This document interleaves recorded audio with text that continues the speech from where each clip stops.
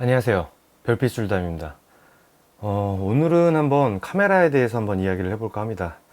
제가 가장 많이 받는 질문 중에 하나가 어떤 카메라를 사야 돼? 이런 질문을 가장 많이 받습니다. 근데 대부분이 목적어를 빼고 말씀을 해주세요. 어떤 촬영을 위해서, 본인이 주로 촬영하는 그런 피사체에 대한 얘기는 아무것도 하지 않은 채 단순하게 어떤 카메라를 사야 돼? 라는 질문을 참 많이 하세요. 본인의 목적에 따라서 많이 조금 달라질 것 같아요. 그리고 이제 본인이 투자할 수 있는 금액이나 이런 거에 따라서도 많이 달라지겠죠.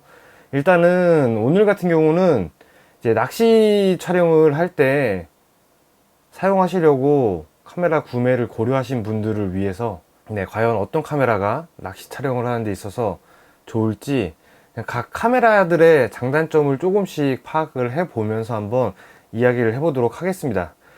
자, 우선 카메라 선택. 자, 어떤 카메라들이 있는지 한번 쭉 살펴보면서 한번 이야기를 해 볼게요. 자, 우선 레드 시네마 카메라, 그리고 알렉사, 아리에 알렉사, 요렇게 이 두 기종은 거의 최상급에 있다고 보시면 돼요. 얘네는 그냥 번외로 할게요. 왜냐면은 우리가 결코 살 수 없는 카메라입니다. 바디만 몇 천만 원, 렌즈만 몇 천만 원, 막 이래요. 이거는 뭐 우리가 살 수 없는 카메라예요. 우리 이제 보통 보시는 CF, 영화, 뭐 이런 것들, 이런 거 촬영하는 이제 카메라들, 구형과 신형 이런 거 차이 있겠지만 어쨌든 이런 카메라들을 우리가 이제 범접할 수 없는 카메라니까 번외로 하도록 하겠습니다. 자, 그리고 이제 그 다음 우리가 흔히들 알고 있는 소니, 그리고 캐논, 그리고 뭐 파라소닉, 그리고 블랙매직 디자인. 블랙매직 디자인도 사실 일반인들에게는 그렇게 흔한 그런 메이커는 아닐 것 같아요. 브랜드는 아닐 것 같아요.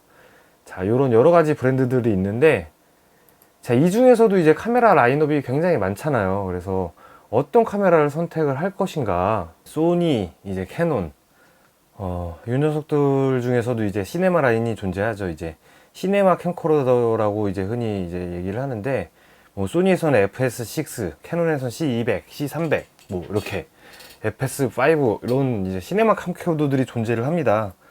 자, 요런 녀석들이에요. 요런 녀석들. 이 녀석이 이제 시네마 카메라인데, 이 녀석은 이제 좀 구형이죠. FS5입니다. 이제 FS5 마크2인데 이 녀석은, 자, 요런 녀석들이 이제 시네마 캠코더인데, 이런 녀석들의 이제 단점이라고 한다면은 가격이 굉장히 비싸다는 거겠죠. 이런 녀석들도 쉽게 범접할 수는 없습니다.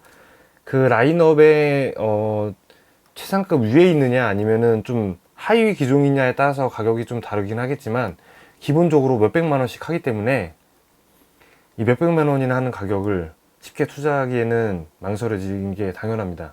그리고 렌즈 포함 가격이 아닙니다. 렌즈를 포함하지 않은 단순한 이 바디 자체의 가격이 몇백만 원 합니다. 지금 이 녀석 같은 경우는 좀 구형이긴 하지만 출시 가격이 약 800만 원 정도 했습니다. 그러니까 사실 쉽게 넘볼 수 있는 카메라가 아니죠. 일반인들이. 이런 시네마 캠코더들이 가격도 비싼데 또 한 가지는 부피가 크다는 겁니다. 그래서 일반 미러리스들이나 DSLR보다는 굉장히 큰 부피를 가지고 있기 때문에 사실 이런 것들을 낚시하는데 가지고 다니기에는 조금 부피가 큰 게 사실입니다. 근데 가장 좋은 이유는 사실 안전성이 확보가 되어 있기 때문이다. 안정성 면에서는 DSLR이나 기타 하위에 있는 카메라들보다는 확실히 월등히 뛰어납니다.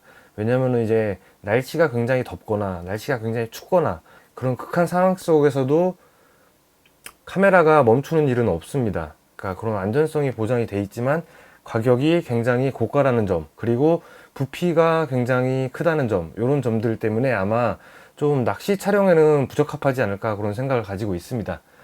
이런 시네마 캠코더들이 있고요. 그리고 이제 그럼 이 녀석들 말고 핸디 캠코더들이 있고, 그냥 그래도 이 시네마 캠코더보다는 밑에 있는 카메라 캠코더들이 있습니다. 자, 소니 같은 경우에는 Z90, 그리고 이제 MP88 뭐 요런 게 이제 보통 방송 보시면은 이제 VJ라고 하죠. 이렇게 캠코더 손에 들고 뛰시는 분들, 네, X70 그리고 뭐 Z90 뭐 이런 것들이 이제 그런 시네마 캠코더보다 좀 하위에 있는 모델들인데, 사실 이 녀석들도 가격이 그렇게 저렴하지 않습니다. Z90이 현재 380만 원입니다. 진짜 답이 없죠. 네. X70 그나마 좀 저렴한 게 240만 원.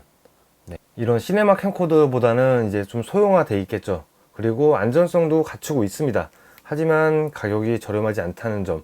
이제 시네마 캠코더가 아니기 때문에 렌즈 교환식이 아닙니다. 렌즈 포함 가격입니다. 렌즈가 포함된 가격이기 때문에 렌즈 일체형이죠. 쉽게 얘기하자면. 그렇기 때문에 이제 가격적인 측면에서 당연히 시네마 캠코더들보다는 저렴합니다. 하지만 그렇다고 이 녀석들이 좀 싸다는 건 아니죠. 비쌀 수밖에 없습니다. 그래서 본인이 투자할 수 있는 그런 가격을 먼저 생각을 하시는 게 좀 중요할 것 같아요. 자, 그리고 이제 핸디 캠코더들이 있죠. 그거보다 이제 소형 핸디 캠코더들이 있는데, 아마 가장 많이들 사용을 하실 것 같아요. 현재 유튜버, 그러니까 현재 낚시 유튜브를 찍고 계시는 분들이 가장 많이 사용하시는 캠코더가 아닐까 생각을 해봅니다. 뭐 이런 핸디 캠코더들은 아무래도 이제 많이 소형화돼 있습니다. 딱 손에 이렇게 딱 걸칠 수 있게 많이 소형화돼 있고요. 근데 이제 아무래도 4K 촬영을 하신다면은 AXP55가 지금 180만원 정도 합니다. 180만원. CX405 FHD만 지원을 합니다. 제일 싼 캠코더, 제일 저렴한 핸디 캠코더, 이게 30만원. AX43이 이제 160만원. 사실 CX405는 사실 그렇게 쓸만하지 않습니다. 일단은 1080p FHD까지 밖에 지원을 하지 않고요. 여러가지 굉장히 제약이 많습니다. 그래서 별로 추천드리진 않습니다, 저는. 그래서 조금 더 투자를 하시기를 그렇게 권유를 드리고요. 이제 4K를 지원을 하려면은 기본 100만원이 넘어야 된다는 거. 네. AX60 그리고 AX43 네, 요런 기종들 네, 150만원, 뭐 180만원 150에서 한 200만원 사이라고 생각을 하시면 될 것 같아요. 뭐 중고 가격은 더 떨어져 있겠죠. 요 정도 생각을 하시면 될 것 같고, 아니면은 이제 미러리스로 이제 생각을 해야 될 텐데, 미러리스라던가 이제 DSLR DSLR이나 미러리스도 사용하시는 분들이 꽤 많죠. 근데 아시다시피 렌즈 교환식이기 때문에 렌즈를 추가적으로 구매를 해야 된다는 것들을 염두를 해두셔야 되고요. 그리고 또 한 가지 염두를 하셔야 될 것들은 이제 미러리스, 어떤 미러리스냐에 따라 틀리긴 하지만 미러리스는 30분 녹화 제한이 있습니다. 그렇기 때문에 낚시 촬영에서는 굉장히 부적합한 그런 기종이라고 할 수 있죠. DSLR도 그렇고. 근데 이게 요즘에 나온 미러리스들 중에서 그 30분 녹화 제한을 풀어놓은 게 굉장히 좀 많습니다. 그래서 저 같은 경우도 지금 네, 요 녀석 이렇게 지금 제가 카메라 2대 놓고 촬영하고 있었는데, 그 중에 한 녀석, 이 녀석이 이제 A7C, 소니에서 나온 A7C인데, 이 녀석이 이제 30분 롤 제한이 없습니다. 30분 롤 제한을 없애고 이번에 새로 출시한 제품인데, 사실 가격이 저렴하지 않습니다. 180만원. 렌즈 미포함. 여기서 렌즈 포함하면 200만원이 넘는다는 소리예요. 환장하는 거죠. 그래서 좀 비싼 녀석이고, 그렇다면은 A6400, 알파 6400 정도 가야 될 것 같은데, 이 녀석이 90만원 정도 합니다. 근데 렌즈 미포함. 그렇기 때문에 렌즈 포함하면은 이 녀석도 역시 100만원 넘겠죠. 근데 그래도 A7C에 비하면은 많이 저렴한 가격, 그리고 30분 롤 제한이 없습니다. 이 녀석도 30분 녹화 제한이 없기 때문에 결론적으로 미러리스 그리고 DSLR을 구매를 고려하고 계시면은 가장 고려해서 살펴보셔야 될 거는 30분 녹화 제한입니다. 30분 녹화 제한이 있느냐 없느냐, 요것들을 가장 살펴보셔야 될 것 같아요. 캠코더들이 아니기 때문에 렌즈 교환식이기 때문에 어떤 렌즈를 살 것인가, 이걸 잘 생각을 하셔야 됩니다. 자, 이제 이렇게 라인업이 있으니까 시네마 캠코더들은 사실 그냥 시네마 캠코더들도 그냥 좀 제외를 할게요. 얘네도 그냥 일반적으로 접근을 하기에는 좀 넘사벽인 카메라들입니다. 가격이라던가 이런 여러가지 부피라던가. 그래서 시네마 캠코더들도 제외를 한다면 사실 우리에게 남은 선택지는 소형 캠코더라던가 미러리스밖에 없습니다. 근데 미러리스는 30분 롤 제한이 있으니까 롤 제한이 없는 녀석들을 선택을 해야 되고, 그리고 렌즈가 미포함되어 있다는 거. 그러니까 가격적인 측면만 봤을 때는 핸디 캠코더로 가는 게 아마 조금 더 돈을 아끼는 그런 지름길이라고 볼 수 있습니다. 미러리스나 이제 DSLR을 선택을 하신다면은 좀 염두를 해 두셔야 될 게, 아무래도 이 녀석들은 소형화 시키는데 초점을 맞춘 장비들이다 보니까 극한의 상황에서는 카메라가 꺼지거나 멈출 수 있습니다.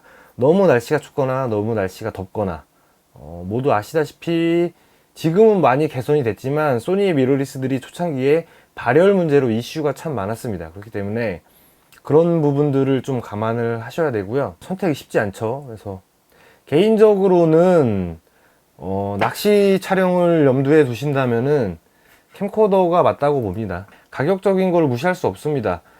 카메라 한 대만 놓고 녹화를 할 수는 없으니까요. 보통 그래서 캠코더 하나, 그리고 이제 액션캠 하나, 이렇게 진행하시는 분들이 많죠. 저 같은 경우는 소니 액션캠을 사용을 하고 있고요. 소니 액션캠을 사용하는 이유는 장시간 녹화 때문입니다. 아시다시피 고프로 같은 경우는 고프로 7, 그리고 고프로 8, 고프로 9까지는 보조 배터리로 외부 전원을 연결을 해도 최대 녹화 시간이 3시간에서 4시간 정도라고 보시면 됩니다. 발열 때문에 꺼져요. 그래서 웃긴 거는 고프로 5는 발열 때문에 꺼지지 않는다고 하더라고요. 그냥 쭉 녹화된다고 하더라고요. 그래서 그런 발열 이슈가 있기 때문에 고프로를 선택을 하실 분들은 잘 알아보셔야 됩니다. 그래서 저 같은 경우는 고프로를 사용하지 않습니다. 원래 고프로 7을 썼었는데 발열 이슈 때문에 3시간, 4시간 후에 꺼져서 제가 판매를 하고, 저는 이제 소니 액션캠으로 전 넘어온 상태고요. 소니 액션캠 같은 경우에는 보조 배터리 연결을 하면은 뭐 7시간이고 8시간이고 잘 버텨줍니다. 이런 점들 충분히 머릿속에 염두를 하셔야 될 것 같고요. 미러리스와, 제가 볼 때는 미러리스와 소형 캠코더와의 과연 어떤 선택을 할 것인가, 그 차이인 것 같아요. 그 차이점 중에서 가격적으로 봤을 때는 소형 핸디 캠코더들이 이득일 겁니다. 왜냐면은 일단 렌즈를 추가적으로 구매를 하지 않아도 되기 때문에 가격적인 측면에서는 캠코더로 가는 게 맞으시고요. 근데 이제 아무래도 캠코더는 렌즈 교환식이 아니기 때문에 각각의 렌즈의 특성을 살려서 촬영하는 게 불가능합니다. 물론 낚시 촬영이기 때문에 그런 렌즈의 특성을 살리는 촬영이 얼마나 필요한가 라는 걸 좀 고민을 하셔야겠지만, 어쨌든 불가능하다는 거. 미러리스는 렌즈 교환식이기 때문에 렌즈의 특성에 따라서 그런 특성들을 이용한 촬영이 가능하다는 거. 나는 낚시뿐이 아니라 그 외 다른 부분들에 대해서도 좀 이득을 가져가겠다라고 하면은 미러리스라던가 DSLR을 선택을 하셔야겠죠. 사진도 찍겠다 이런다면은 이제 캠코더는 사진을 찍을 수는 없으니까.